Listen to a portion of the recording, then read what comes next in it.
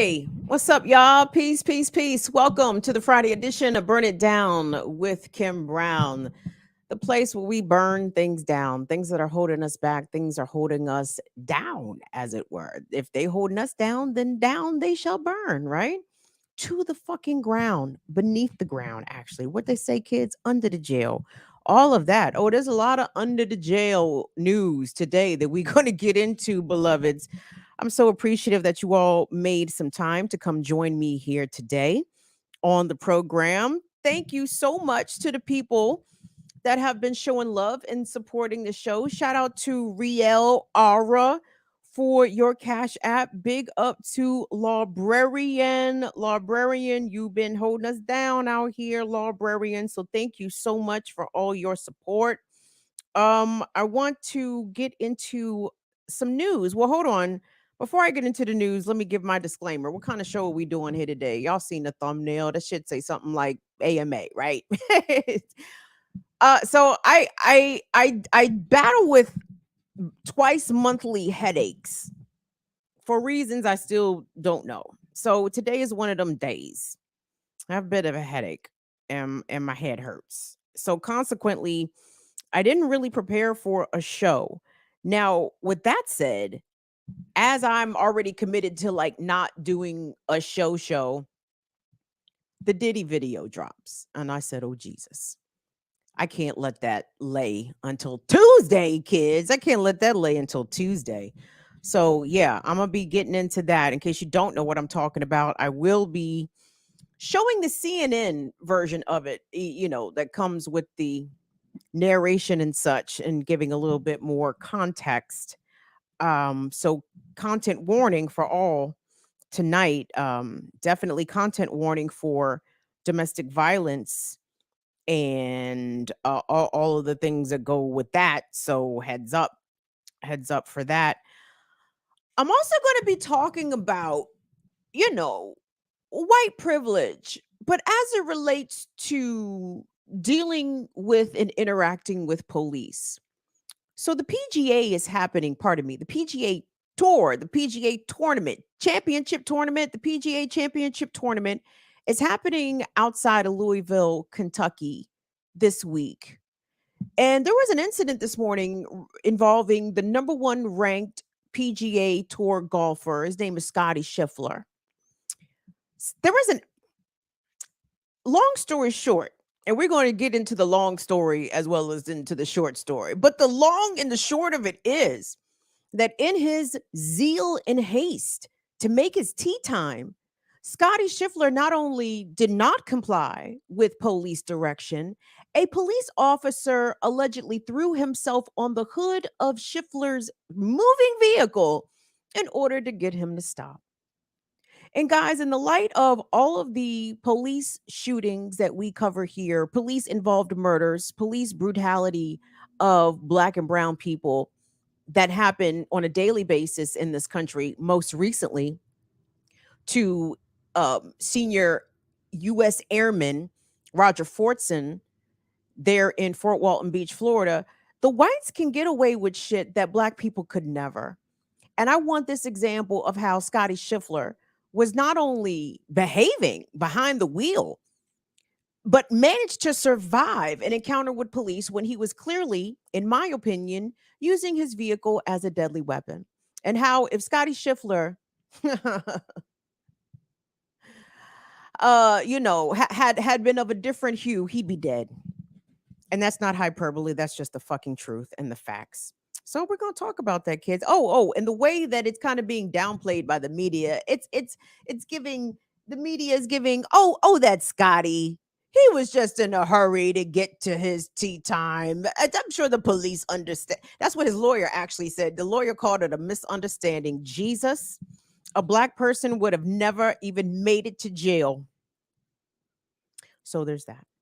So anyway, hold on. Let me get into the chat. I'd like to say good day, good evening, whatever part of the country or the world, for that matter, that you are joining us from today. Let me extend my most deepest greetings, salutations, gratitude for you guys making some time. You guys, you know how much that's one of my favorite lines. I love to say that. Thank you guys for making the time. No, time is a commodity, kids. Time is of value. And the fact that you guys spend any time with me, shit. That's the greatest compliment a girl like me could ever ask for. And it is. And that's facts. That is facts. So anyway, hold on while I'm pulling up the chat. Oh my god, my head's starting to throb just a wee bit. I get these headaches. I guess you could call them migraines for inexplicable. You know, I don't go to the doctor. You know, that's the I need the doctor to stay out my fucking business. I don't go to the doctor. They need the doctor in the mind they goddamn business. I don't care why I get migraines. Whatever. I only get them twice a month. That's no big deal. Normally, I take Advil liquid gels. That is not a paid endorsement, though it should be. You should have me with the fucking can or the bottle of Advil liquid gels. This shit works. That's my tagline. Not a paid endorsement, by the way, YouTube. So don't be on no bullshit. But that should be the tagline, though. This shit works. But I didn't take any today because, for reasons I also don't understand, sometimes I will try to power through. I'm sure that's a sentiment that a lot of folks, you know, can identify with, you know, as wayward as it is. Let's try to power through. And plus, from what I understand, this is not medical advice.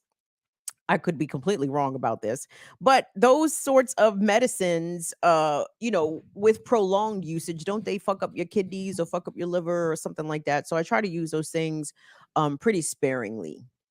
So hence why I was doing a AMA show today. Oh, speaking of the AMA show, which I'm sure you guys are like, what? So, in case I get tired of talking, in case my head really starts to hurt and I don't feel like talking no more, I do want you guys to send in some questions. This is sort of an AMA thing with a couple stories sprinkled in. So if you have any questions, and doesn't have to be about anything specific. I mean, I will even take goofy questions, even from the trolls. Trolls, feel free to throw up a question.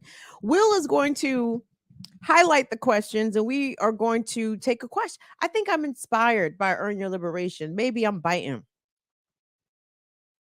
Maybe I am biting. I don't know. I was watching EYL and they do a Q&A segment and I dug it. I said, steal.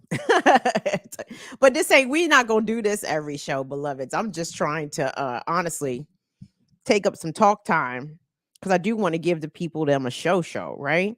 What's up to my niece, Alicia? Hello, Alicia. Hi, baby. So glad that you're here, Alicia. Shout out to Holly. What's up, Holly? Thank you so much for making the time. Afra Sings. Thank you, thank you, thank you. I appreciate your support. Who is that? Swery Fairy. What's up, Swery Fairy? Thank you, baby, for making the time. Can I big up to the Around the Fire Disability Support Crew? What's going on, Miss Anderson 87? Shout out to Mama Lorraine, Learn Life Abby, and Heart. I appreciate you guys facilitating the space, maintaining the space, and keeping this. You guys, we've been doing the disability support chat for 2 years. 2 years. 2 big years. That's a big deal. That's a big deal. So I want to thank them for keeping that going. Vesper X. Hello, baby. How are you doing? The Jasmine. Hi, baby. I'm so glad you guys are in here tonight. I'm gonna be all right. You know what I'm saying? I'm gonna make it through this motherfucker. You know what I'm saying? Real niggas do real things out here. What's up, Jay Tooley? Come through. I'm trying to pick it up. What's up, John Kemper? Big up to anyone. Oh, you know what? Let me save all that shit. Let me get into the main story because let me stop bullshitting because we actually do have real business to attend to tonight. Do me a favor, kids. Engage with the video and in the ways that you can. It's Burn It Down with Kim Brown every Tuesday and Friday, 7 p.m. Eastern. Like, share, subscribe, chat, comment if you don't mind. So obviously the internet is going absolutely nuts with the CNN exclusive video obtained that shows in very vivid, clear HD fucking 720 is 2016. So let's say 720. You know what I'm saying? This shit was clear as fuck. The video of Sean Diddy Combs outright assaulting, viciously punching, kicking, throwing to the ground Cassie Ventura, his girlfriend of 11 years. The video was filmed in 2016 and it is hotel security from a hotel closed caption cameras um, from a hotel in Los Angeles is when this incident took place. Cassie Ventura detailed this incident in her civil lawsuit against Diddy that was filed late 2023, in which the hip hop mogul settled the lawsuit the next fucking day because, as I told y'all, Cassie likely had a thumb drive full of fuckery. And I mean, fuckery as in evidence, as in fuckery, as in to fuck over this predatory, abusive ass piece of shit ass nigga. I knew the shit was going to start to drip, drip out, kids. And this is the first of it that we have seen. So we're going to kick it over to CNN. This is CNN exclusive obtained videos. And trust me, I do have questions. Not so much critiques, as it were, but questions about how and when CNN obtained this video footage. But the reporter is going to narrate. The original video does not have any sound, but it is pretty clear that this is indeed Sean Combs and Cassie in this video. So, content warning and trigger warnings for scenes of domestic violence, domestic abuse. This can be upsetting. So we're only going to show this once. We are not going to run this as B-roll because I'm sorry, women getting beat on is not, filler footage. You feel me? So we're going to watch this once. We are going to absorb it, and then we are going to come back and discuss. So let's take a look at this clip. Obtained exclusive footage from CNN from 2016. This is hotel footage of Sean Combs assaulting viciously Cassie. Let's take a look. New surveillance footage obtained exclusively by CNN appears to corroborate some of the allegations of abuse against music mogul Sean Diddy Combs. The video, captured on multiple cameras, shows Combs wearing only a towel, assaulting his then-girlfriend, Cassie Ventura, in a hallway at a Los Angeles hotel in March 2016. A lawsuit filed by Ventura in November last year and settled the next day referenced actions that seem to match those seen in this video. There is no audio. According to the complaint, Combs became extremely intoxicated and punched Miss Ventura in the face, giving her a black eye, which, according to the lawsuit, prompted Ventura to try and leave the hotel room. The surveillance video obtained by CNN begins as she enters the hallway. The complaint says, as she exited, Mr. Combs awoke and began screaming at Miss Ventura. He followed her into the hallway of the hotel while yelling at her. The complaint goes on to say he grabbed her and then took glass vases in the hallway and threw them at her. In the surveillance video, Combs can be seen grabbing Ventura and throwing her to the ground. As Ventura lies on the ground, Combs then kicks her twice and attempts to drag her on the floor back to the hotel room. Ventura is seen picking up a hotel phone. Combs seems to walk back to the hotel room, then returns and appears to shove her in a corner. Moments later, he can then be seen throwing an object in her direction. According to Ventura's now settled lawsuit, the pair began dating several years after they met in 2005. They parted ways in 2019. Combs' attorney said the decision to settle was in no way an admission of wrongdoing. Ventura declined to comment on the video, but her attorney told CNN, the gut-wrenching video has only further confirmed the disturbing and predatory behavior of Mr. Combs. Words cannot express the courage and fortitude that Miss Ventura has shown in coming forward to bring this to light. The video hasn't been seen publicly before and comes on the heels of a series of civil lawsuits alleging Combs' involvement in sex trafficking and sexual abuse, allegations that Combs has repeatedly denied.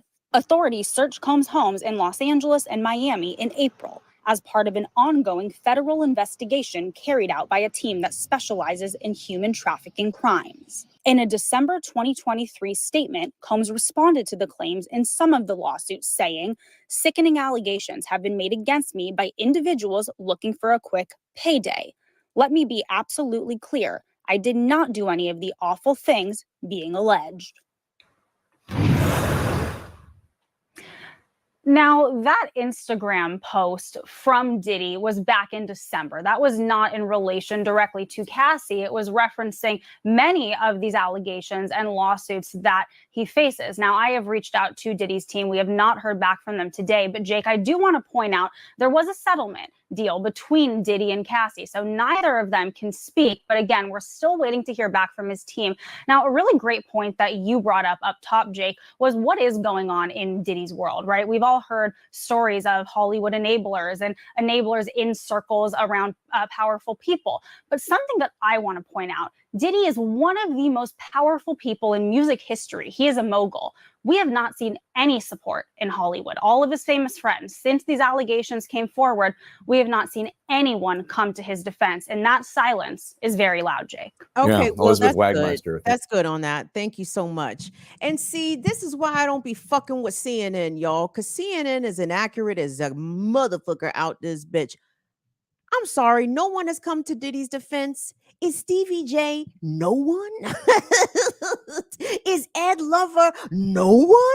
I mean, the disrespect, the Stevie J disrespect out here. This man is a Grammy Award winning, platinum selling producer, and reality TV star. No respect for Stevie J out here. Jesus. Anyway, let me focus on the appropriate things here. So there we have it. The first of what I imagine will be several and likely many such videos of showing Sean Combs in a state of uncontrolled rage, taking it out physically, abusing Cassie, giving a whole lot of credence to the allegations that she detailed in her in her lawsuit. And to be clear, so the legal experts have said, you know, for those asking, how come Diddy's not being charged with domestic violence for this incident? Well, this is from 2016. This is 8 years ago. In California, the statute of limitations for simple assault and for domestic violence, I think, range between 1 and 5 years. So the time for any criminal action to be filed in this specific incident has expired. But because Cassie alleged sex trafficking and other variations of sexual assault in her civil suit, all of that can still fall under any potential federal charges that Diddy could possibly be facing as it pertains to sex trafficking. Because if he had to, or rather chose to, attack her and subdue her physically in the course of a trip where she was, you know, pressed upon to perform sexual acts, not necessarily under her consent or even, you know, her own volition, though that incident that we just saw could be added into a potential, you know, federal indictment, right? So, you know, as far as that goes, what the feds are going to do still remains to be seen. You guys know the feds are on no one's time but their own. So all of this, how come Diddy ain't been arrested yet, nigga? Because he's under Fed indictment. Okay, the motherfuckers take time. How long did they investigate John Gotti? How long they investigate motherfucking Donald Trump? I mean, let's be serious. This shit takes time, right? But because Cassie gave a very factual, accurate, and truthful account of that incident, you have to, if you had any previous doubts about her other accusations, about being trafficked, about being raped, she wasn't lying about this shit. I'm inclined to believe her, and I believed her from the beginning, to be clear. I believe Black women until there is evidence or proof that shows otherwise, right? But yeah, I'm believing Black women's accusations for the simple fact that for hundreds of years, maybe longer, Black women's accusations were not believed and not taken seriously and not moved upon. And I know y'all might be like, well, Cassie ain't Black. Well, I don't know what Cassie is, okay? I mean, not to joke, but I am unclear of Cassie's ethnicity. She is clearly a brown woman, right? So whatever. Don't matter. I don't care what color she was in this instance. She absolutely did not deserve that. And let me say a couple things here, specifically about that incident, right? And for anybody who in the past or in the future wants to ask survivors of domestic violence or survivors of sex assault or survivors of even sex trafficking, well, why didn't you leave? You had a chance to leave. Why didn't you leave? Part of what Cassie also disclosed in her lawsuit is that that night at that hotel, Diddy allegedly paid the hotel $50,000 to obtain that footage, to make sure that footage would not be released. Cassie also alleged in her lawsuit that the hotel workers were apparently encouraging her to leave. Okay. For reasons, I don't know the reasons, she was not able to leave or did not leave. Okay. But this is what happens when you have people with power and with resources. Even the Diddy, even though the hotel staff didn't work for Diddy per se, they still were, can't say manipulated. Manipulate is not the right word, but they did his bidding because he has money and because he has influence, because he's a celebrity, because of all these things. So this person, Cassie, this woman, this survivor, this victim, she is at the behest of all of that. What she's supposed to outmaneuver Diddy's money? She's supposed to outmaneuver Diddy's staff, his security? When it seems the hotel workers, even though they may have expressed some compassion and empathy, still took that, I won't say the workers, but the hotel allegedly took that $50,000 and sat on that footage. It's disgusting, you guys. And it's real, okay? People experience this kind of abuse at all levels. And I know we're talking about Diddy here, and trust me, there's a lot to say about Diddy here. But please believe that people who are lodging at the fucking Motel 6, at the goddamn Budget Inn, scenes like this, I'm sure, play out in all kinds of lodging establishments, not just, but since we talk about hotel, scenes like this play out all the time. And guess what? From the nice 5-star hotel to the shitty 1-star hotel, no one's calling the police, and very few people are reaching out to help and to intervene on behalf of someone that is on the receiving end of a vicious assault, like that video depicts that Cassie is and was. So a lot of people are saying, well, Diddy is done after this. Some are even saying, I wonder if there's a place in Bali in proximity to Russell Simmons, because that's where the fuck Diddy is headed next, you guys. Don't be surprised if Diddy gets the fuck out of Dodge and goes to a country that does not have an extradition treaty with the United States, because, sir, if you come under criminal indictment, it's not looking cute for you, mister. And there's precedence here. R. Kelly and the Bing doing 30 years, shouty. R. Kelly and the Bing doing 30 years. Do you think in 2014, in 2010, in 2005, do you think R. Kelly ever thought he was going to see the inside of a jail cell, let alone be facing decades behind bars? This is the exact same sobering reality that I think Sean Combs is coming to grips with. Like, not only is he persona non grata, the biggest villain in the world right now in the court of public opinion, nigga, them actual courts, them actual factual courts might be coming for you here real soon.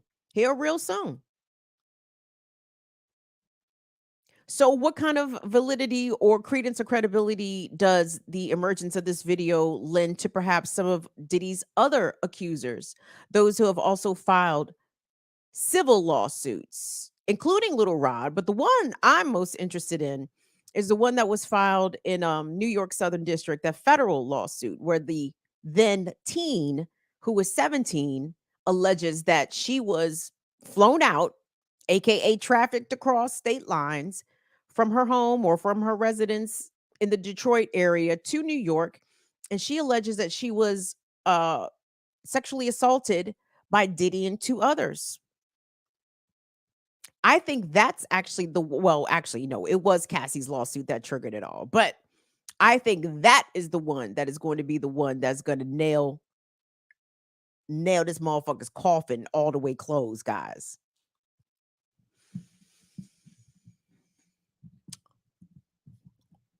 As I look at this video, I'm thinking about what the feds have collected, what they seized from the raids on Diddy's Los Angeles and Miami homes. And it's just incredible to me, just the arrogance of some folks, right? The hubris of some folks. And I'm so I'm appreciative. Sometimes I say the wrong words, but I am kind of I'm appreciative in what 2024 has begun to bring us, right? There has been a revelation of many truths across the spectrum, right? The way that much of the world, or even here stateside, the way that way more people have been awakened to the plight of the Palestinians and having a way, I won't say way better, a more nuanced, somewhat understanding of what the Palestinians have been subjected to at the hands of the Zionists in Israel, right? People are starting to be like, what? And like kind of put shit together. The way that long time abusers and predators are being unmasked and exposed. Like, I think that this year is just getting started, gang. Here we are in May. I think that 2024 has a lot more to give us. And if people who are abusive and harmful over a period of decades are being unmasked and exposed, baby, I can't tell you how here I am for that. Okay. But I want you guys to be clear. It's not just happening to the likes of Diddy, it's happening on many levels. It's happening on many levels. And if you pay attention, I think you will start to see these things around you or closer to you, right? So just be on the constant lookout for the ways in which bad behavior and and I can't to even call shit bad is a misnomer. Harmful, dangerous, predatory, like the worst of the worst. And Diddy is just the tip of the iceberg, okay? And this shit with Diddy, this video, guys, I wonder who gave this video to CNN. Again, it's not a critique, it's a question. And the unscrupulous nature behind the hotel, whatever hotel it was, and I'm not clear what hotel it was in LA, but for employees there to witness an assault and not call police, not want to draw attention to the situation. If Cassie's allegations in her lawsuit is to be believed, that they accepted a monetary payoff, a bribe, to withhold or promise not to publish or promise not to broadcast that specific footage right there. I mean, she should be suing them for negligence of some sort. And I was trying to think this out earlier because we know, guys, hotels are the scenes of where a lot of sex trafficking happens, right? People are trafficked in plain sight at hotels, big and small, all across this country. And I think on some levels, I know in some states, some hotel workers are being trained in how to sort of identify who might be a victim of sex trafficking, and again, what they do with that information, we're not exactly sure because in a way, I don't know. Again, I don't know how I feel about that either because, just randomly snitching, especially on non-white people, could result in a fatal encounter with police if they show up at the door. So I don't know how I feel about that just because, sometimes just shit ain't what you thought it was, or maybe it is what you thought it was, but anything to minimize black folks contacts and encounters with the police, I'm usually here for that. You know what I mean? I don't think that getting police involved on everything is necessarily the best thing, right? Because the police don't usually bring justice. They usually just bring more chaos. But even still, like you see somebody getting kicked and punched, you see a much smaller person getting kicked and punched by a much bigger person, and you don't your first thought is not to call the police. That should be some sort of mandated reporter thing. Like, especially especially if you witness as a hotel employee, by the way, or someone that works at the whole fucking hotel. If you see that shit on CC camera, you should be obligated to call somebody, right? At minimum, to get it on the record, to have police show up and they themselves view the video, write a report, even if the occupants have checked out or exited the hotel, have the police come over and do what the fuck they good for anyway. And that's paperwork. And that's to establish a paper trail. Write it up. Make a trail about it. Don't leave it all the time on the survivor or on the victim of domestic violence. Pardon me. To have to make a case themselves. You understand? Because most survivors or most people that find themselves in intimate partner violence are not very likely to either call the police at all, or if the police do show up, they're not very likely to press charges. And if they do press charges in the moment, they are not likely to follow through on those charges. They will usually ask the courts to drop those charges for all kinds of reasons. And we are in no position to judge those folks why people do what they do and for the reasons that they do it. Ultimately, they're trying to survive, okay?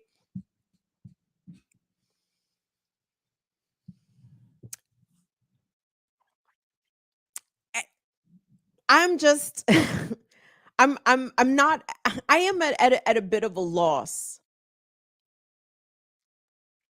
And what I hope doesn't happen is a number of things. I hope all kinds of goofball motherfuckers don't start splicing the Cassie video with the "What's Love Got to Do with It" scene when Tina Turner, beaten, battered, and bruised, decides in the moment to leave Ike Turner at a Dallas area hotel, and she takes off running across the freeway, and she comes into another hotel establishment, and her face is swollen, and she's obviously been beaten and abused. And I don't want to see none of that. Like, I don't want to see no jokes. I don't want to see no fucking memes. I don't want to see no reenactments. Like, it's time to grow up, kids. It's time to start having these conversations about abuse in general, the spectrum of abuse, but it's time to give it the seriousness and the deference that it deserves. Okay. Like, I just don't want to see no deliberate jokes about this, because there's nothing funny about it. And chances are there is a trail of survivors left by Diddy. And let me say this, like, I was on TikTok. I was on TikTok, and the random interviews from, Mark Curry and Diddy's former security, detailing from their perspective the alleged abuse that he did against Kim Porter, who is, the mother of his children, against Misa Hilton, who was also, I think his first baby mother. Like, this is a pattern, guys. It's a pattern. So if that Diddy video is from 2016, 8 years ago, I'm sorry, are we to believe that Diddy hasn't put his hands on anybody in a violent, aggressive manner in 8 years? Do y'all believe that? I don't. I don't. But when you hear allegations of abuse, even if you can't yourself directly corroborate them, don't dismiss them. Listen to them, take them in, okay? Because usually, guys, when there's smoke, there's fire. And sometimes, as we are seeing, it takes years, sometimes even decades, for the real person to finally be unmasked and exposed. And at this particular celestial alignment that we are in, baby, that exposure is going to be worldwide, is going to be intense, and it's going to last a little while, everybody. I'm anticipating for the series, the Lifetime TV series, Surviving Diddy, coming to Lifetime, May 2026. Like, it's not over for Diddy. This shit's just getting started, kids. This shit just getting started. And I want y'all to pay close attention to especially to some of y'all little media personality faves, because I'm gonna say it correct by and large. Your fave that you like to listen to on the way home or whatever, who's ever little YouTube channel, they may not say the shit correct. everybody, but you just watch. I want y'all to pay close attention to how this is covered. And if there's anybody that tries to kick that bullshit, well, why didn't she leave? Why didn't she go away? Why didn't she? Why didn't she? Why didn't she? I want you to ask those same people, why did Diddy feel the need to punch Cassie in the face? Don't ask why she didn't leave. Ask why he punched her in the face. And the reason why people are quicker to ask why the woman didn't leave as opposed to why did the man become violent is because, we don't like to say the quiet part out loud, right? Of course, a man, not every man, gentlemen, but of course, a man will be violent. What's wrong with her? Why couldn't she anticipate that this nigga was going to punch her in the face? That's her fault. What the fuck? When shit is framed that way, that just tells me that it is perfectly acceptable still in our society for people to know and have awareness that women in particular are being physically abused and sexually abused out here. And still the onus is on the woman to save themselves because the absurdity of thinking that a man would somehow control his violent and aggressive nature. I mean, why, how can we ask him not to be that way? Because that's the inherent nature of a man. Again, not my framing, beloveds. This is how society is talking. You feel me? I brought this up here before. For example, the many ways in which women, in the loads of advice in which women and girls are taught to defend themselves or protect themselves out here. Don't be out late at night. Be careful about what you wear. Be sure if you are in a social or party or club setting to watch your drinks in case anyone tries to drug you. Where is the reciprocal advice for men? Men, don't put drugs in women's drinks. Hey, men, don't follow women closely day or night.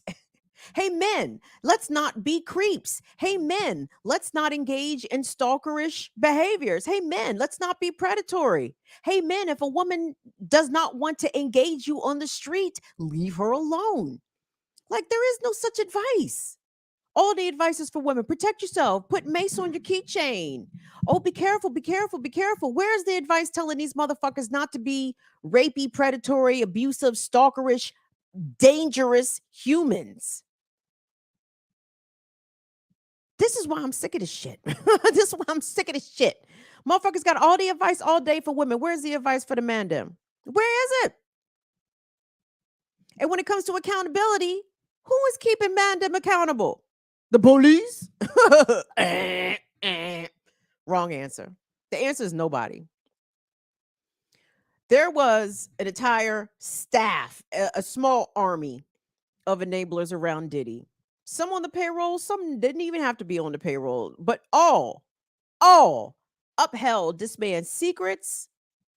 They upheld his proclivities, his violence, his abuse. I mean, how many more? I'm sure there's more, but we've already heard 2 accounts, Cassie's and Little Rod's, via their civil lawsuits about how Diddy would procure sex workers. Some unclear if they were of legal consenting age or not. Like, where there's smoke, there's fire, kids. The phrase from yesteryear is don't believe the hype. When the dirtbag report on a particular individual is numerous and over a duration of time, I think it's all right. I think you can believe the hype just a little bit. Because at the end of the day, y'all, all these folks ain't lying. And Cassie ain't lying. And I don't think any of the people that have filed civil lawsuits against Diddy are lying.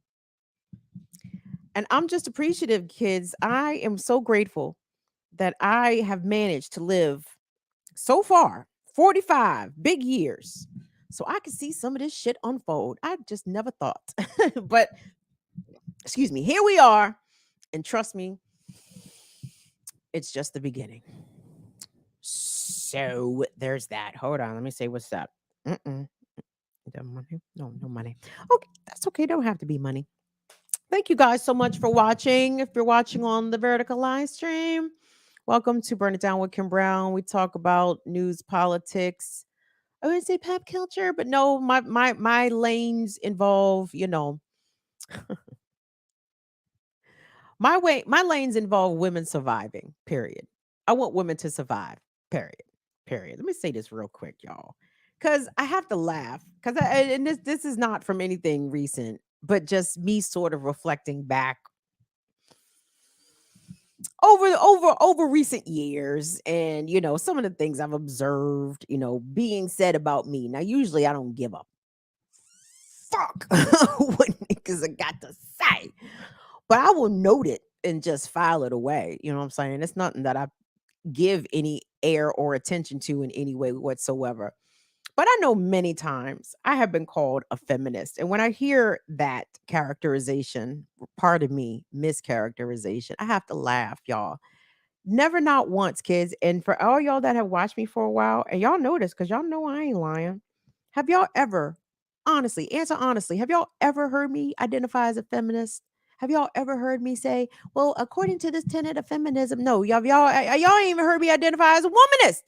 You know what I'm saying? I don't. I, Feminism is a political ideology, right? I believe that seeks to have parity between women and men in society. I am not a feminist, okay?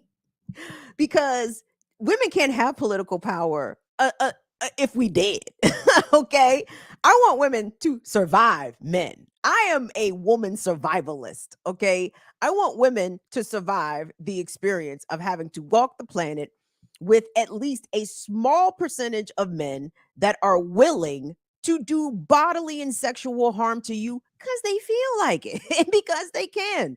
And yes, they are the minority overwhelmingly of men. However, adjacent to the minority, that minority, there is a significant, albeit I can't quantify it, can't put a percentage on it, but there's a number of men adjacent to the small number of definitely harmful men that are there to uphold patriarchy and there to uphold basically violence against women and non-men, right?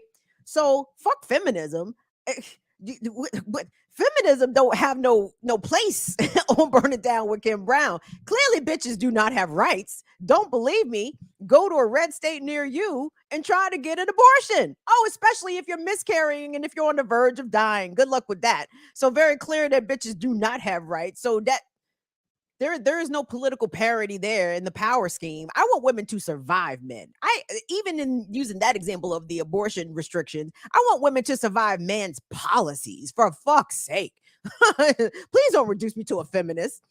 I want the girls to make it to be old women out here. And unfortunately, too many women across racial spectrums, across socioeconomic spectrums, are not arriving alive to become old people out here. Okay. What's the number one cause of death for pregnant women in America? Nope, not preeclampsia. No, not cesarean. It's homicide, kids. Homicide. Pregnant women in America are most likely to die not from pregnancy complications because they are killed usually by their partner. Okay? I want women to survive men. Fuck feminism. I just wanted to say that. Because some corny motherfuckers have come out they fucking crow and either outright called me a feminist or have done some corny fucking shit to allude that I'm a feminist. And only because my mother is watching, I will not tell y'all the SMD. Okay? That's the only reason. That's the only reason. So I just wanted to clear the air real quick. Just in case. And please, beloveds, my fire fam, if y'all see goofy motherfuckers in these goddamn YouTube streets or any goddamn social media streets talking about that black feminism and Kim always did and Kim misandrous and Kim correct these goofy motherfuckers, please.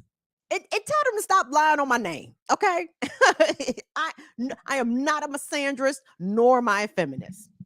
I just want women to survive the mandem. I'm a survivalist. And I know, yeah, well, that's not the technical term of survivalist. No. But you know what the fuck I mean. Okay? But you know exactly what the fuck I mean when I say survivalist. So don't play coy with me. Don't play semantics with me, kiddos. Not y'all goofy motherfuckers. Not my folks. Not y'all. Y'all get me. Y'all see me out here. That's some shit I probably didn't even have to say to y'all, but I just wanted to put that shit on the fucking record. Noli D, you hear me? I love you, Noli D. Thank you, Noli D, for being Noli D. Thank you so. And Courtney, thank you, Courtney, for being Courtney. Thank you so much. I love you guys so much. Up, Northern Witch DD. Thank you for being Northern Witch DD. Look at where my bitches at out here. All my bitches, put your hands in the air and wave them like you just don't care. And if the man them come around talking some shit, put the motherfucking middle fingers in the air. And shout out to the good bruvs, by the way. Shout out to the non-goofy, non-harmful, non-fucked up bruvs. We love y'all. We see y'all. We appreciate y'all. We know that y'all are numerous out here, and we need y'all to start punching the bad man them in the fucking face, please and thank you. Good bruvs, y'all could be awesome bruvs if y'all were to start beating on these terrible ass niggas anytime after tonight. Start beating on them terrible ass motherfuckers. Then y'all would be awesome bruvs. Y'all are good bruvs now. I need y'all to be awesome bruvs. You know what I'm saying? Can we be awesome bruvs? Y'all are already awesome bruvs. So thank you guys. Thank you guys so much for all that you do. You and your crew. Y'all are my boos. Do. What's going on here? Oh shit. Is somebody sending money? Someone sent money. Oh fuck. Someone said good money. Thank you so much. Uno momento. Hold on. I gotta do my thing. What's that, Alicia? Oh, baby. Thank you so much. Thank you so much, Alicia. Thank you so much. Hey guys, if you guys want to be like the cool kids, like Alicia, like Lawrence, like real Aura out here, do me a favor. Support the channel. What's the shit? I forgot. I'm sorry, I forgot. Oh, Cash App, $ BIDWKB, Venmo at BIDWKB, patreon.com/BIDWKB, and paypal.me/BIDWKB. Una momento. Hold on. Let me say this. Let me find something real quick here. I appreciate any and all support, guys. By the way, there's no amount is too small. there is no amount is too small. You know what I'm saying? We take it and we appreciate it. Can I shout out to shout out to Ebony. Ebony, thank you so much for becoming a new patron. We certainly appreciate that. Oh, Vierga. Let me get your name right. I'm gonna shout you out again because I don't like fucking up people's name, and I'm obviously here fucking it up. So thank you guys to our new patrons. We appreciate that. All your support, patreon.com/BIDWKB. And guys, while you're at it, continue to support the artist currently known as Black Power Media. Period. Black Power Media, period. No extra shit afterward, just Black Power Media, period. And I will share this with y'all because I don't think I'm spilling secrets or nothing. So, we had talked, obviously you guys know we're in transition. So we talked about changing the name because, another channel has been established with a very similar name. And honestly, like we are split as a collective. We're not in unison, to be clear. It's not an argument. Nobody's like, no, fuck that. It ain't beef. it's principal disagreements, but not even to even call it a disagreement, I think is overstating it. Like half of the joint is like, yeah, let's change it. And the other half is like, nah, like this our shit. We built it. Why should we change? You know what I'm saying? He could go, but the name, the name stays home. That name got our daddy blood on it. You know what I'm saying? Hey, Rob, you ain't shit. Ever since I saw you say that in the chat, I have been, I can't get that shit out of my head. That shit is so funny. So anyway, guys, in the ways that you're able, express to Black Power Media, period, what it is that you would prefer, your thoughts. I guess you could tweet the channel. That's one way. I would suggest maybe leaving something under the community section on the channel, but something tells me that's probably not there at the moment, given the current demonetized status. So I don't know. Express to the channel what you guys would prefer. What do y'all want? Do y'all think? Excuse me. You think we should change the name, or you think we should keep the name? You think we should stand 10 toes down on the name, or you think we should, be born anew? And the reason I'm asking you all is because, number one, I know all of y'all subscribe to Black Power Media, duh. And I care what you think. I care what the broader collective, what the remixers, what the viewers have to say. Again, I don't take investments of time, most importantly, and in many cases with you guys, material support. I don't take that shit lightly. Y'all are stakeholders, in my fucking opinion. You know what I'm saying? So I think, again, but stakeholders, not bosses. Y'all don't run shit over here. Just to be clear, like, we are interested in your input, in your opinion. But but I do mean that seriously. I am interested in the input, in the opinion of the audience, in terms of what you guys think the next step should be, because all this shit is happening semi-publicly, right? So in the interest of transparency, and I feel again that this is not a secret. Like, I didn't think that, I don't think I'm snitching by revealing that there was a split, a preliminary. We did a preliminary vote and it was a split. Half said yes, half said no. So what say you? Let us know. Even let me know in the comments under this video. I'll be happy to share it with the brubs, or say it in the chat, or whatever. So, and then with the brubs and the sisses, the whole collective as a whole. So because we're trying to move towards the worker co-op and away from the formalized ownership structure, which is good. So I want you guys to know that there is work happening behind the scenes to try to facilitate this transition in a way that is definitely most equitable to the people that contribute to the channel, right? And in a way that's on the up and up. So there's that. So anyway, give the video like a thumbs up. I see Courtney got the whip out in the chat. She whipping y'all, like, yeah, whip them, Courtney. Tell them we ain't got enough likes. Y'all whip, get them likes up. Y'all out here half-assing it. I'm just playing. Y'all not half-assing it. Oh my God, my head's starting to hurt. Hold on, let me give me a second. Give me a second. I'm okay. Just give me a second. I'm okay, kids. Just give me a second. Let me say what's up to the folks in the chat. Big up, just a reminder, in case you guys did not know, the Earn Your Liberation live show is happening Sunday in Baltimore. I won't be there, and it's not because I'm hating. Although, can I say for the record, I do hate. I am a bit of a hater. I was watching EYL this morning, hating. I'm looking at the chat numbers, hating. Like, oh, I'm just hating. I'm just like, Yo, this shit is all right. This EYL shit is all right. I don't understand. How these niggas got 650 fucking live viewers? I ain't got 650 fucking live viewers. This shit is just all right. No, I'm just playing. I be hate watching. I'm like, this shit is all right. What is up?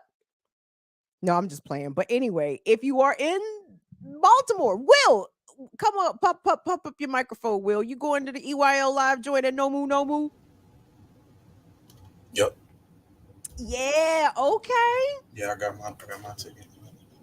That's what's up. Be up in there.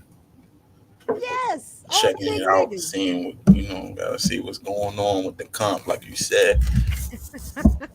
They don't show up in this in the reels in the shorts feed, so he is doing something, feel me? Already. I'm glad to know you're gonna be there, Will. Thank you for representing the channel of sorts. So daps and hugs them niggas from the channel, from the platform. If it's too nice, I'll knock some over for you. I know that's how you really feel. Yeah, I mean, you can mush one of them niggas. Now, which one? Now you gotta get 30. Now you like, hold on, chill. You got it. You doing it. No, but it's not. But Don't give see, that thought no legs. I know, but the mush would be. It's not really from you. It'd be from me. It just be delivered by you. That's not how that works. That's not how that works at all. Like, nah. I want the silence that I ain't thinking about no delivery. If you mush me, I got a problem with you. That's it. I don't care. But you can blame me though. You can blame me. You know what I'm saying? Kim That's said fine. to do. No, that sounds crazy. That sounds what? Please, guys. By the way, don't take me seriously. Don't mush nobody, please. Yeah, If you please go, keep your hands to yourself. I'll let please, you be quiet. absolutely keep your hands to yourself. No mushing. No mushing allowed. Not even virtual mushing. We don't even dig that shit. Okay, well, I'm so encouraged. Is anybody asking questions? Because I totally forgot to ask again for y'all to send out some questions to ask. Because it looks like I am doing a whole fucking ass show right here. No, we just gonna bum rush the stage if they don't let us. That's cool. Oh, hey. If they don't let us ask questions, we gonna bum rush the stage.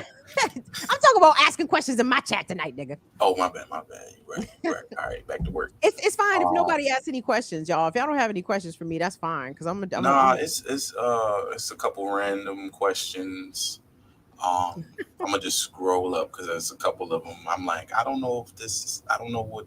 This is a question. This is a question mark. It's a question mark behind it, so I don't know if it's a question.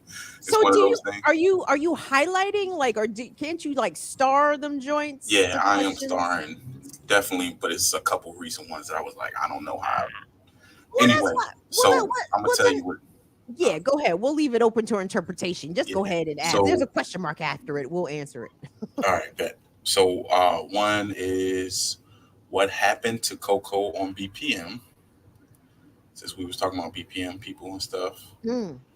That's one. You want me to give you one at a time? Let's go one at a time. Let's go one at a time. Because people got, yeah. What's your favorite Bible verse? Oh, nigga, calm down. Hold on. Jesus. That's what I was like. Yo, hold up. Hold on. Pause. Go ahead. That's all the pausery. Mute yourself real quick while I answer these joints, and then you come back on it. Okay. So what happened to Coco? I don't know. it's the answer. Let me put it this way. No, that's the honest answer. I don't know. And I do not know enough to speak on it to give an answer. I don't know Coco's socials, and y'all wanted to ask her. I mean, I don't know. I think if she wants to say anything, you guys should ask her that. But the short answer is I don't know, and what I do know, I do not know enough to speak on it. So there's that. I hope that answers your question of sorts. Next question, Will. My favorite Bible verse.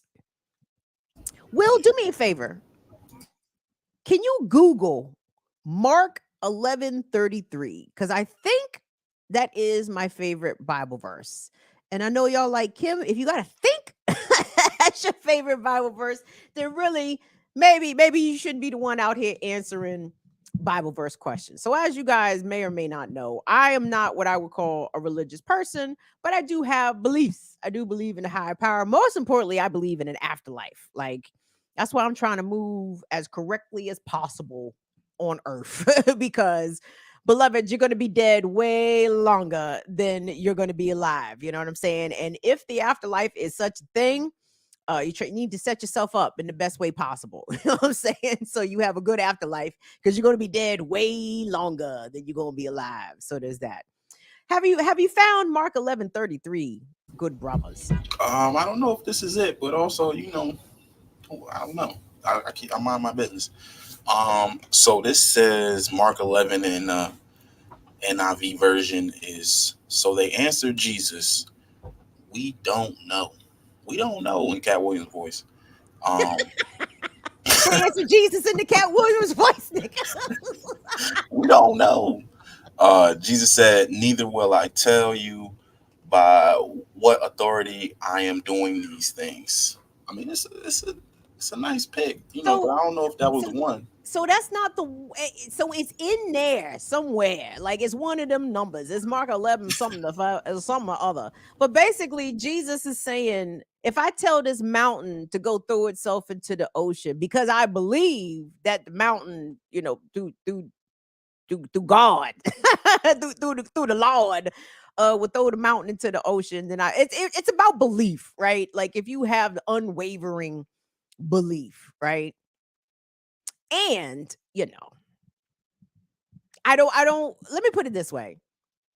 Do I believe in a God? Do I believe in a higher power? Yes, I believe in you in the universe, right? God is to me a synonym for universe. Do I believe that Jesus died for our sins? I believe that Jesus believed that he was the son of God and that he was dying for all our sins. So do I believe that Jesus believed that? Yes, I do. I do believe that. Do I believe Jesus is the son of God? Jesus is the son of God, same way I'm the child of God. We all God's children, right? But God only, give certain people certain gifts, right? Everybody can't do everything. Now, all the stuff that Jesus was reported to have done, he very well might have did that shit, beloveds. I don't know. There's people on the planet right now purported to have healing powers, right? People that can heal. So I don't know.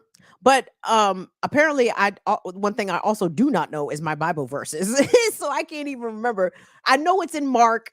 I want to say it's in the 11th chapter, somewhere in there. So anyway, any more questions, Will? Yep. One is keep the name and add collective to it. I guess that was a response. Black Power Media Collective. I think that has been ballied about. Yeah. Folks like that.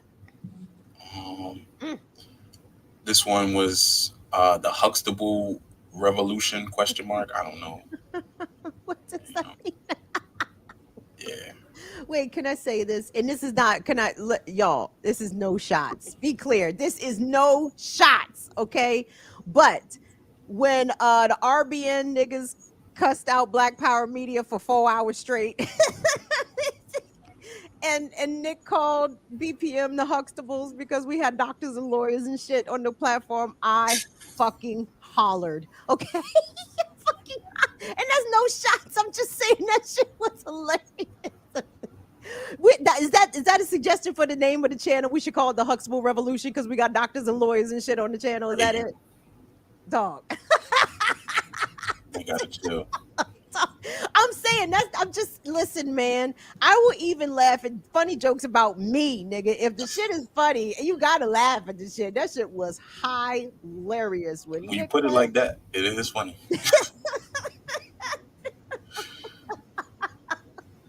Dog, and listen, Nick meant that shit too. Right. He totally meant that. I said, dog. The Huxtable Revolution? The Huxtable Revolution. You niggas are fucking hilarious. Yeah, I ain't right. Jesus. All right. Next take question. one more question and then we go to second story and then we'll take some more questions afterwards. All right. Where is the story on Jasmine Crockett? So I looked up Jasmine Crockett, and it says Crockett slams Green as racist following contentious House committee meeting. Shit. Wait a minute. Hold on. Put them on the Summer Jam screen. Who asked about that? Let me so I can temper my answer to make sure that it's Sebastian F. All right, Sebastian, you a friend out here, I think. So I'm not gonna bomb on you. Sebastian, I don't give a fuck what them niggas do in Congress. Them niggas, listen, them niggas can turn up on each other all goddamn day. Here come Jasmine Crockett, AOC, Marjorie Taylor Greene. Now, I don't like the sort of misogynistic way this is being covered. Like, oh my God, it looked like Jerry Springer. Why? Because it was black women and women of color. And I can't call Marjorie Taylor po white trash because she gives that aesthetic, but I actually think she has money. Maybe she's going for the PWT aesthetic. I don't know, but regardless, no, that's not something I would cover on here, baby, because I don't care. I don't care. They can do all that performative, circus tricks. The carnival barker. What they called Trump a carnival? All that shit was a performance. That shit didn't mean anything. It didn't advance the ball one way or the other. Didn't even advance the ball in the Democratic agenda, right? Right? Let alone what any of that shit does for us. And listen, I guess I appreciate Congresswoman Jasmine, reading the whites down for filth every now and again, and that's cool. But did she vote for the Israeli military funding? Like, these are the questions that I have. And she's not my congressperson, so I don't follow. I'm not up on her voting record. She might have a perfect voting record for all I know. Y'all should inform me if she does. But otherwise, I'm going to look at her as part of the Black misleadership class, who occasionally gets funnies off on the whites. Okay, that's also Chappelle, right? That's a lot of niggas, right? So anyway. Thank you, Sebastian F, for your question, though. I appreciate it. So anyway, guys, let me get into the story. Look at me doing a whole show with a headache because I'm a G. You know what I'm saying? Real niggas do real things. And if you have any questions, I prefer that you somehow annotate it as a question. So the preferred format, excuse me, I don't know why I'm burping. The preferred format is caps, question in all caps, and then you ask the question. So the word question, all caps, colon, then said question is the preferred format. But if you choose not to use a preferred format, that's okay too. Just, make sure you punctuate it with question marks so Will knows. But don't be like, is Kim for real? Question mark, question mark. That's not a question. That's not a question, silly. So anyway, let me get into this. Oh, wait, let me pull the chat back up before I get into it. So, gang, thank you all so much for being here. Do me a favor, please engage with the content and the channel at large. If you're watching live now, if you're going to be watching us later, like, share, subscribe. Follow us places around the internet at BIDWKB. That is also all of our support apps, material support apps, BIDWKB, Cash App, Venmo, PayPal, Patreon. So we cover police violence a lot on this channel because it happens a lot in this country, and even beyond the levels of police brutality and violence that happen a lot in this country, usually they happen to Black folks. Overwhelmingly, right? When we see people being murdered by the police, it's usually Black people, definitely non-white people, Indigenous and Latino folks as well. But the reasons that we see Black people being murdered by police can vary, right?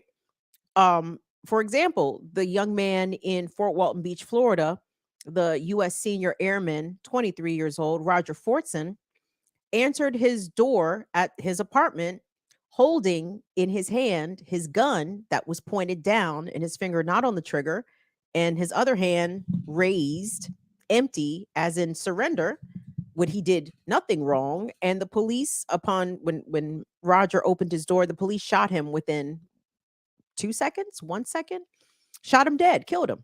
He didn't do anything wrong. He did not do anything criminally wrong, and he was in his full right to do all the things, right? And we know that traffic stops are another way in which Black folks tragically end up dead. Philando Castile comes to mind. And then sometimes Black people can, as in the case with Roger Fortson, Black people could just end up dead for being in their house, like Botham Jean and Breonna Taylor in Louisville. And let's go to Louisville here if we could, guys, because the fact that this story I'm about to tell you happened in Louisville, I think, is somewhat relevant, right? So we know when Breonna Taylor was murdered by Louisville police, they illegally entered her home and shot her dead. She was in her house, okay? Those officers were never brought up on charges. Those officers claimed that they fired because they were fired upon and they feared for their life, okay? Keep that in mind. How oftentimes do we hear cops say, I feared for my life, as the reason why Black people usually end up dead? Keep that in mind as I tell this story. So outside of Louisville, Kentucky, the golf course, I believe, is called Walhalla. If we have any PGA fans, or what's the Saudi tour called? The Live Tour. We have any golf fans in here? Sorry, I hate to break it to you kids. Golf sucks ass, by the way. It totally sucks ass. Anyway, but that's neither here nor there. So the number one ranked golfer in the world is an American by the name of Scotty Scheffler. Scotty Scheffler, I believe, 28 years old and hails from Ridgewood, New Jersey. New Jersey. We got some New Jersey folks in here. Where's Ridgewood? Is that the hood? Is Ridgewood? Where's Ridgewood at? Is that near Camden? Where's Ridgewood? Is that near Newark? Is that near Patterson? Jersey City, Hackensack, East Orange? Is that where Ridgewood is? I have no idea where Ridgewood is. I'm assuming it is not the ghetto. It would be my guess, but fuck, I might have that all wrong. Ridgewood might be the actual hood. Well, from the hood of Ridgewood, New Jersey, yielded one Scotty Scheffler.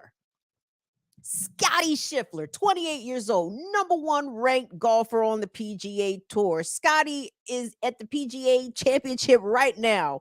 I think last time I checked, he was 4 strokes off the lead. Scotty won the Masters, and he won like 4 other tournaments, like in a short amount of time. Like he's in sort of some rarefied golf league, like with the likes of Arnold Palmer and them niggas, right? So Scotty Scheffler, nice with this shit on the golf tee, okay? So Scotty Scheffler was set to tee off on Friday morning for the PGA Championship out there at Walhalla, except something happened. There was a traffic accident on the highway leading up to the golf course, and the traffic was closed. It was a fatal accident, okay? And I actually want us to pick it up from there. Let's go to the Golf Channel, if we will.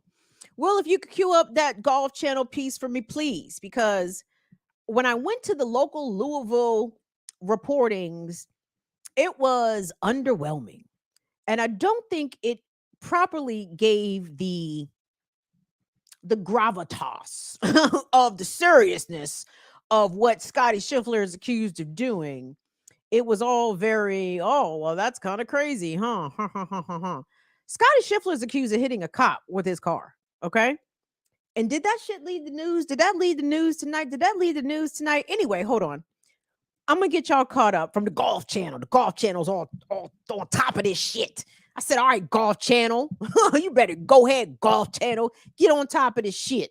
So the Golf Channel all on top of this shit. So let's get let me not bury the lead here before we get into the video. The number one ranked golfer in the world hit a cop with his car. Okay. And there's more to that when we come back. But yes, Will, go ahead, run that. I'm Rich Lerner reporting from the 106th PGA Championship at Valhalla Golf Club in Louisville, Kentucky, on a bizarre and tragic day.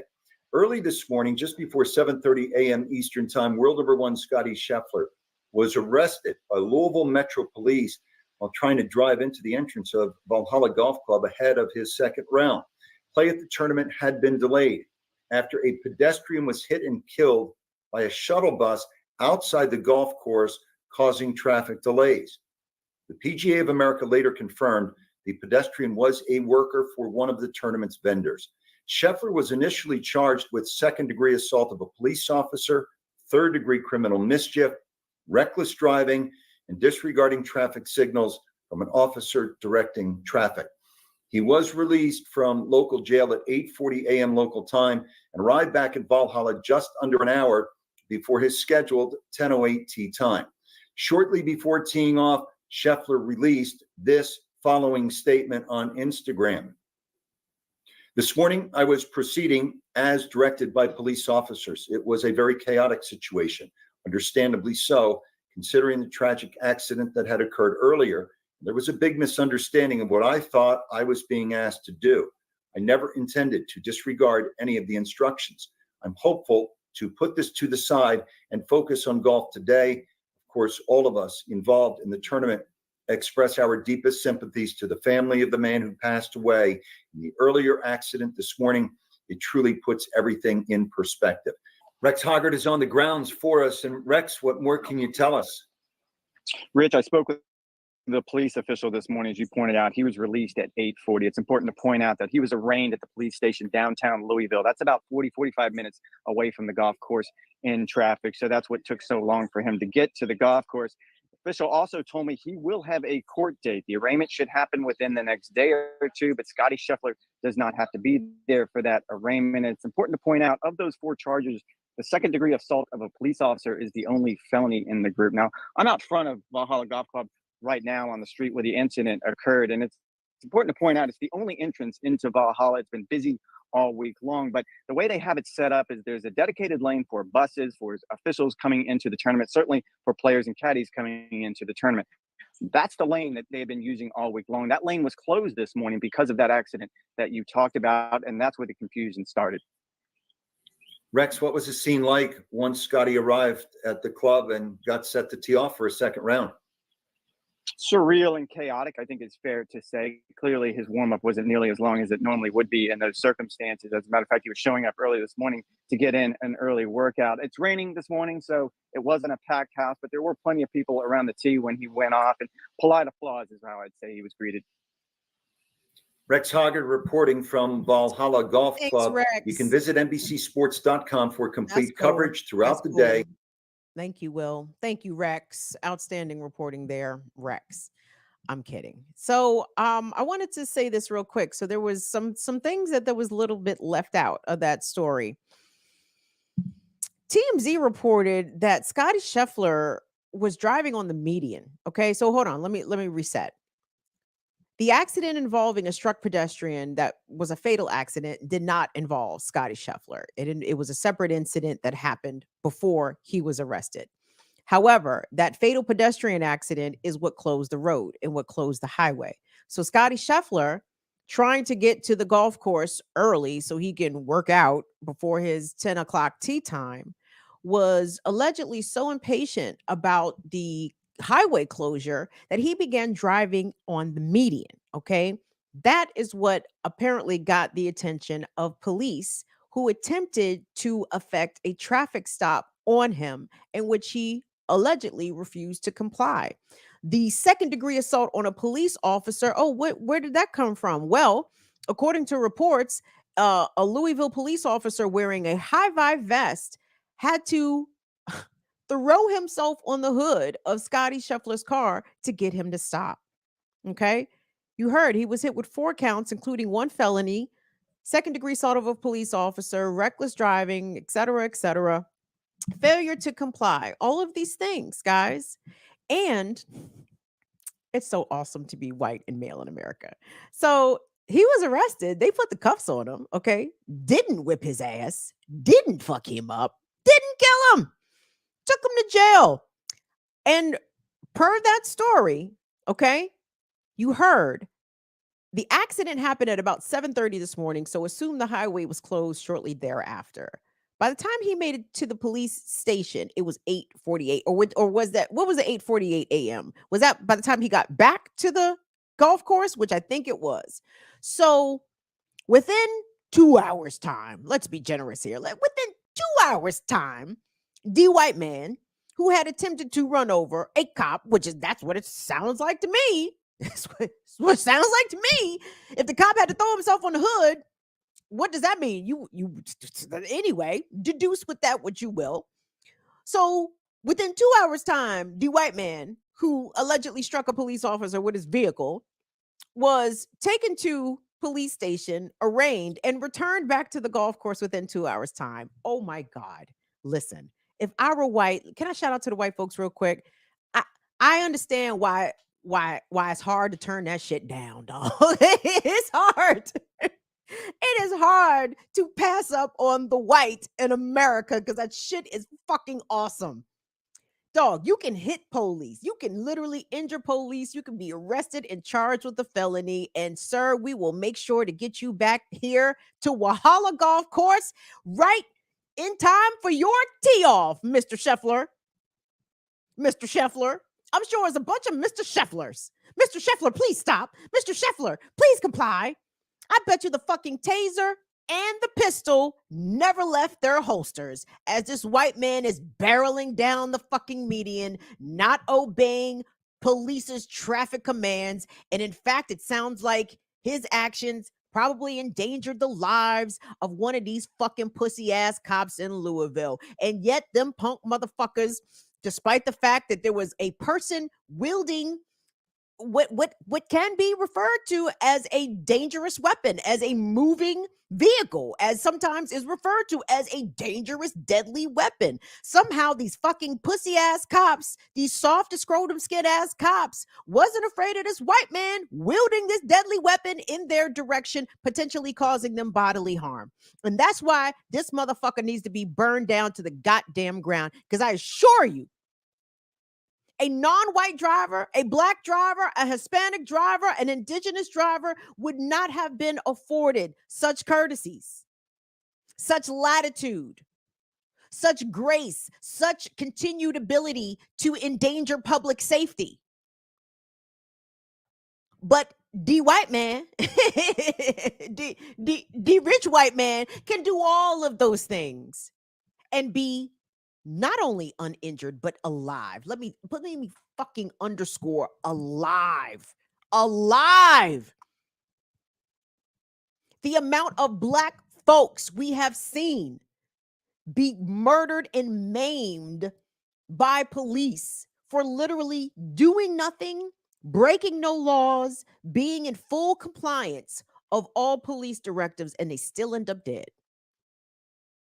So again, folks, for those who question or doubt if white privilege is real, whether or not white folks in society are treated differently and with different levels of respect and different levels of consideration and different levels of grace, and that these police know full and fucking well whom they use deadly force against and in what instances and how quick, right? There is no, oh, I didn't have time to react. Like that pussy fucking cop in Fort Walton Beach, Florida. You shot that boy within 2 seconds of him answering the fucking door. You ain't have time to surmise or deduce the fucking situation. You ain't have time to do all that. How long did they let fucking Scotty Scheffler drive down the goddamn medium? Likely with lights and sirens on all behind him, right? These cops know exactly what they're doing, everybody. They're well trained. And they are trained to kill black people, okay? The reason why a Scotty Scheffler or a comparable ornery, non-compliant, violent white man, the reason why these motherfuckers end up alive all the time and somehow the cops never fear for their life when it's a white person threatening their life, obviously, because they're not trained to shoot white people, okay? Do you understand the amount of bullets? Do you guys understand the amount of bullets a white would actually have to discharge in order to get killed by the cops? I mean, and I say that we did cover a story here recently where it was the military surgeon, the guy who was caught in the child sex abuse sting in Seattle. He pulled out a pistol and they shot him right away, but they only shot him once. Somehow with black folks, they managed to shoot them 10, 20, 50, 60, 70, 80, 90 times. And those aren't even hyperbolic numbers. You know what I'm saying? Yes, black people do get shot 90 times out here in America. Not uncommon. But Scotty Scheffler, got to get him back to the T, everybody. You know what I'm saying? Oh, well, he tried to run over some cops. So I wanted to say this as well. This is what kind of pissed me off about this whole story. I mean, the whole story is infuriating, right? Because we see the ways in which force is used disproportionately, but here is disproportionate in the other direction, right? Like no force, basically. This man, he's fine. Listen, how the fuck you hold on. Let me ask y'all a question. In what world would a black man, even let's say a black man of middle class, upper middle class, whatever. Oh no, even better. Hold on. Let me give y'all better. I want y'all to imagine this was LeBron James. I want you to imagine this was Steph Curry. I want you to imagine this was, even though I don't think he identifies as black, but let's say Patrick Mahomes, because, you know, black enough. Black enough, right? Black athlete, right? I want you to imagine this was one of our esteemed ball chasers of the day, right? Imagine if this was fucking LeBron James, kids. Imagine if LeBron, in his haste to get to the arena because he's late for tip off, right? Imagine if in his haste he drives illegally on the median and police try to get him to stop and he refuses to stop. You think LeBron's surviving that encounter? Even if LeBron does survive that encounter with police, how do you think that's going to get covered on the news, everybody? Like, how did, no. I mean, no, seriously. How do you think that would get covered on the news? What do you think they would say? Do you think it would be buried? Do you think it would be in the second block? You think it's like the fifth or sixth story down? Absolutely not. If LeBron James hit the police with his fucking car, that's leading the news, beloveds. That is leading the fucking news. That is the top story. That is trending over fucking Trump and Israel, nigga. If LeBron or one of these well-recognized, highly visible black athletes were to hit the police with his car in the haste to get to the fucking game,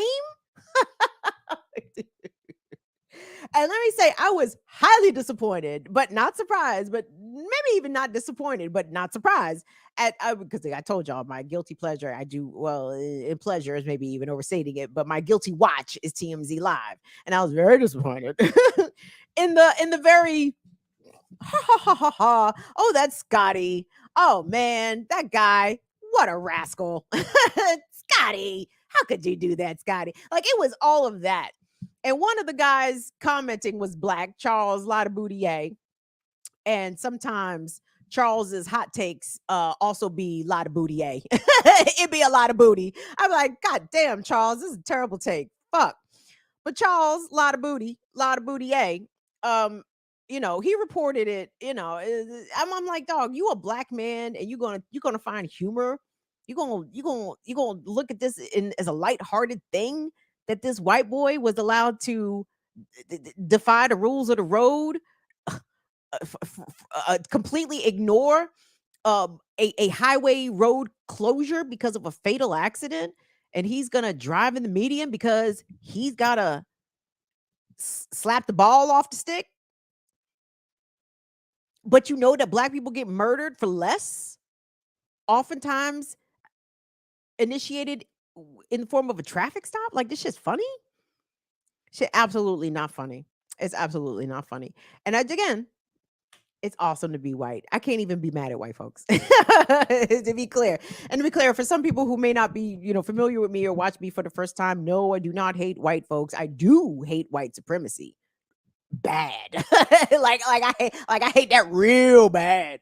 Hey, white folks? No, I do not hate white folks. I do hate anyone that subscribes to white supremacy. And to be clear, not just white folks subscribe to white supremacy. So even if you are non-white out here and upholding white supremacy, I don't like you.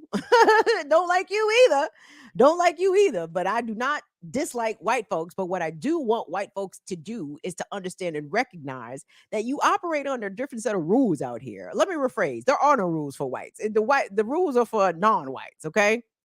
And if you don't believe me, look no further than what happened to Airman Roger Fortson and look at what happened here with Scotty Scheffler.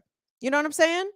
One, obviously violating the law, putting actual officers' lives in danger.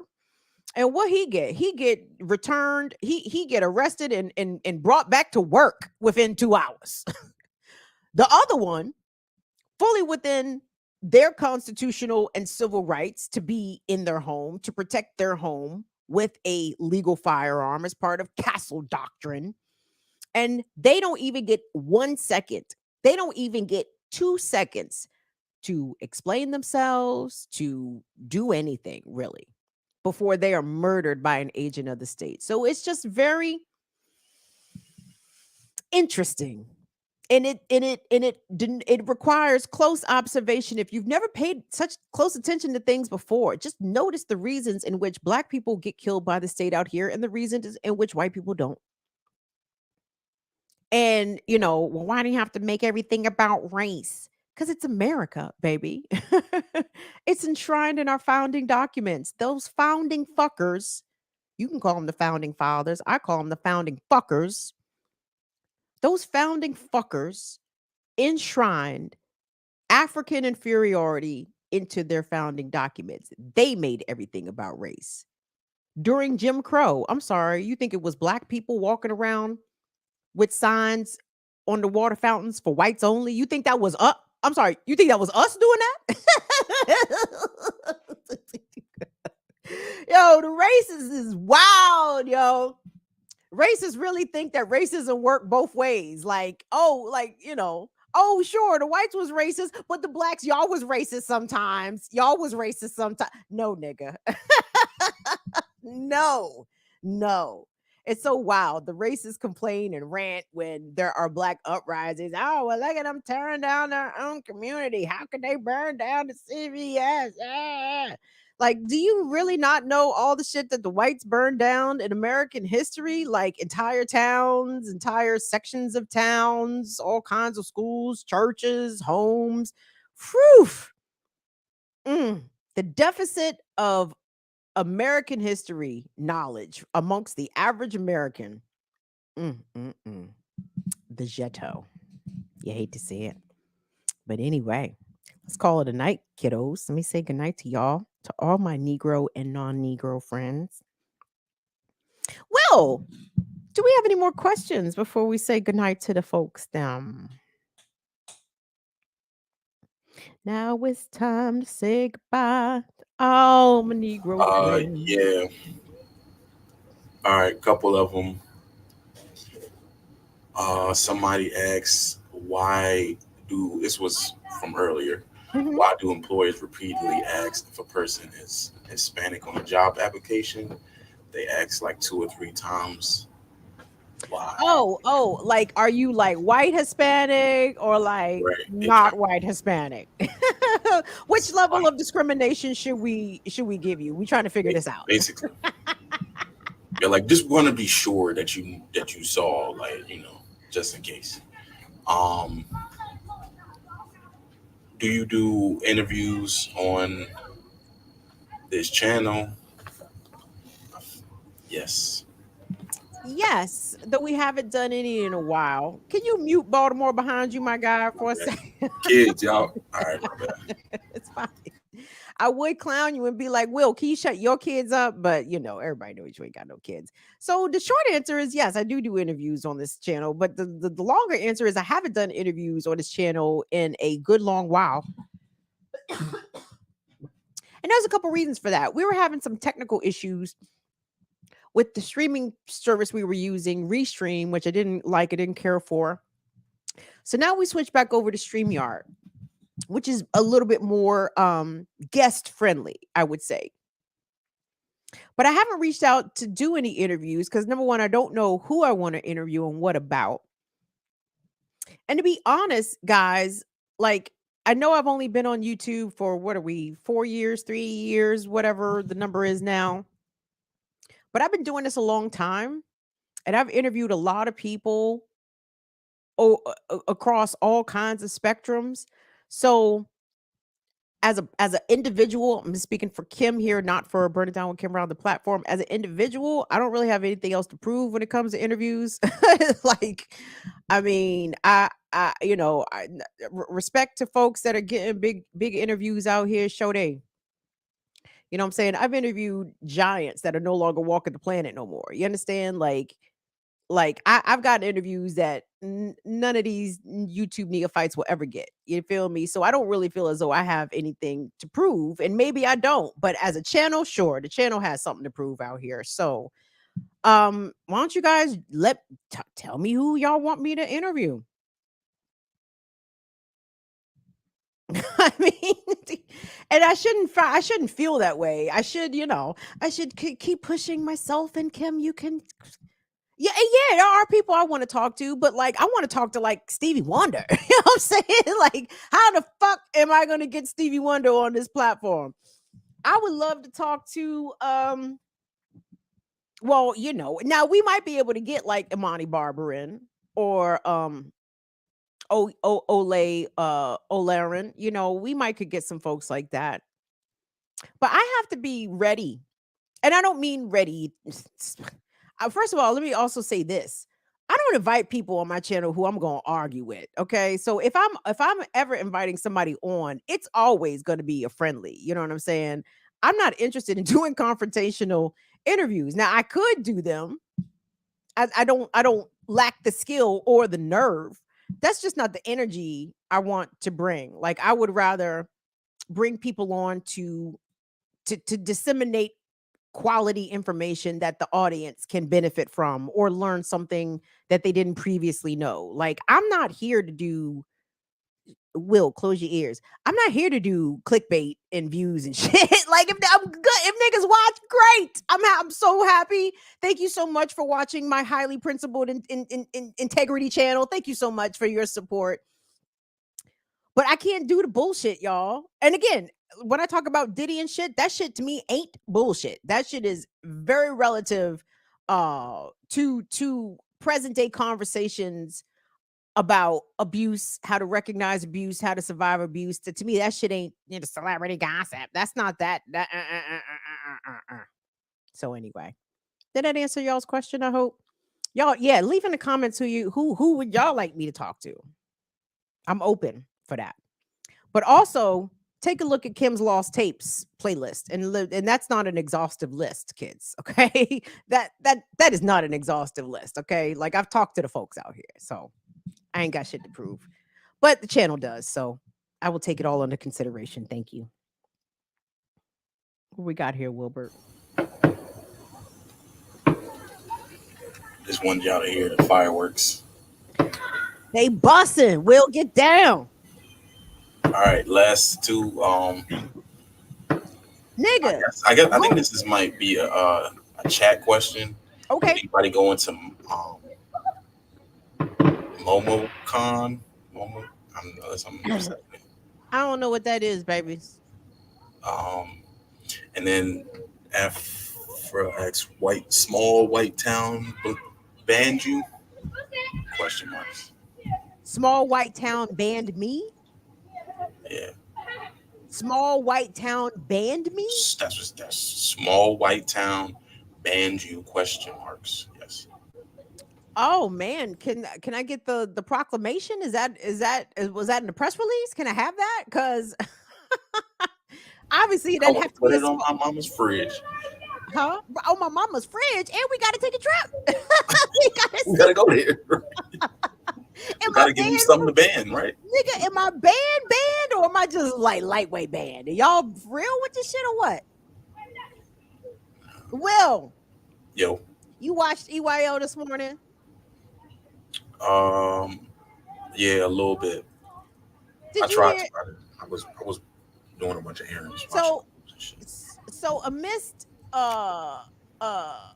Geechee trying to recruit the other bruvs for a hot yoga sesh. Yeah. I'm sorry. Too soon. Of which they properly declined, you know what I'm saying? They said, nah, we good. Brother Diallo revealed that he's going on a wire tour of Baltimore. Now, I have never heard of such a thing. Right. No, I know it exists, but I'm just like, why he going? And yeah. Can you enlighten me? I am unfamiliar with the wire tour. I mean, what did they go? They gonna show you the whole city? Like, I'm confused. Well, I wonder, they're going to go down to the port. They're going to do season 2 with the whites down there in Lansdowne. They're going to go visit the whites in Pigtown and then go over to the port to do season 2. Yeah. But I'm sorry, Will. I'm asking you, is this a real thing or is this? I hope. I hope not, but I'm sure it is. I'm like, what does that consist of? Like, do you go to the block too? You going to the strip clubs? Like, I'm thinking about it. I'm like, what would be on the wire tour? You got to go to the block. I mean, that's necessary. But what was the hood? Chicken box too. You got to get chicken box. Where are they getting it from? Is he gonna get it? Oh no, Diallo vegan. So we vegan, right? So he ain't gonna get no chicken box. But he at least got to go in there and order one. You know what I'm saying? Maybe give it to the, somebody outside, who might be hungry. But you got to go order a chicken box. Salt and pepper ketchup. Don't ask for mambo sauce. That's DC shit. Salt, pepper, ketchup in Baltimore. No. You gotta ask for mambo. Mambo sauce started in Baltimore too. What? Yeah, bro. There's no rules no more, nigga. Ain't no rules. Anything goes. Anything goes now, nigga. Yo, it's wild out here. You're supposed to leave that Bama shit down DC, but nope. Anyway. So Baltimore is Baltimoring in a loud way behind Will. And I'm glad he let us know that was firecrackers because it didn't have to be firecrackers, y'all. It didn't have to be firecrackers. So anyway, again, if you are in the Baltimore area, we encourage you to go support the EYL Live. To my understanding, this is the first. No. Does Kamal's conference count as the first live BPM? I mean, even though it wasn't really, it was Community Movement Builders et al. But isn't this like kind of the first live BPM anything? So anyway, to me, that's extremely exciting. So thank you. Shout out to Quaker Anarchists out here. Thank you so much. So anyway, guys, I'm going to push off. If there's no other questions, which is fine. I think I talked myself through my headache. So appreciate that. Thank you guys for helping out with that. I feel like there was something else I was supposed to tell y'all, but now I can't remember what it was. Oh, thanks to everyone that showed up for my Twitch turn up. Y'all, we had 10 whole people show up, y'all. I was so excited. So thank you to Rosalba. Thank you to Dee. Thank you to Abby. Thank you to Latif. Thank you so much for coming to Kim's Twitch turn up. We do this Wednesdays, sometime between 5 and 7. Go follow me on Twitch. What's up, Twitch? At BIDWKB. Hey, Twitter. Hey, you know what, Twitter? I meant to call y'all out, actually, not even shout y'all out. Twitter. I want y'all to get in the conversation here because y'all can type and shit, okay? But y'all just choose not to. Y'all just be some weirdos and just be watching this shit. And I don't get it. I do not get it. We have a few people watching us over on Twitter, and we want to hear from y'all, Twitter. Even though I don't fuck with the platform, it's because of Elon. It's not, well, I guess in parts because of the users, but it's because of the users that Elon helped to amplify and bring out of the woodwork. So I don't be digging Twitter like that no more. But I appreciate you all supporting and watching us live over on Twitter. But anyway, back to Kim's Twitch turn up at BIDWKB Wednesdays. I'm playing music, guys. Let Abby and Rosalba and Northern Witch tell y'all if they like the music. They like the music. The shit was tight. So I'm gonna be doing this coming Wednesday. I'm gonna actually do Jay-Z and his samples. Jay-Z, as much of a flawed person as he is, much like Killer Mike, the nigga could rap his ass off, right?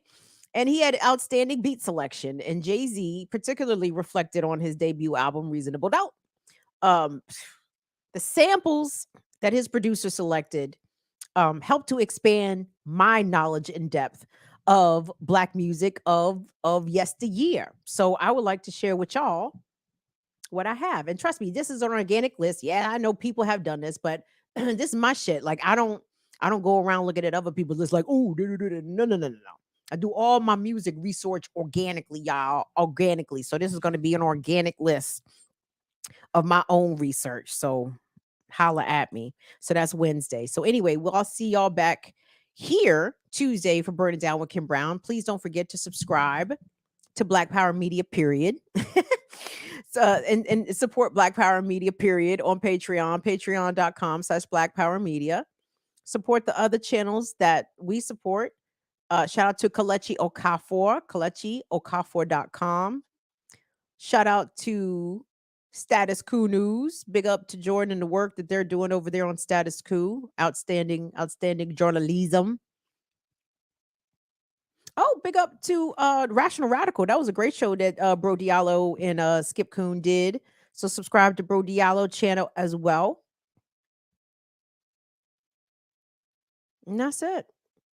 Go follow Molly on Twitter at Molly Shaw. And that's it. I'm gone. I'm running out of words. Let me go get something to eat. You guys be safe out here. And I'll see y'all back here on Tuesday. Thank you so much to Will and Molly. Love you guys. See y'all later. Bye-bye. Deuces.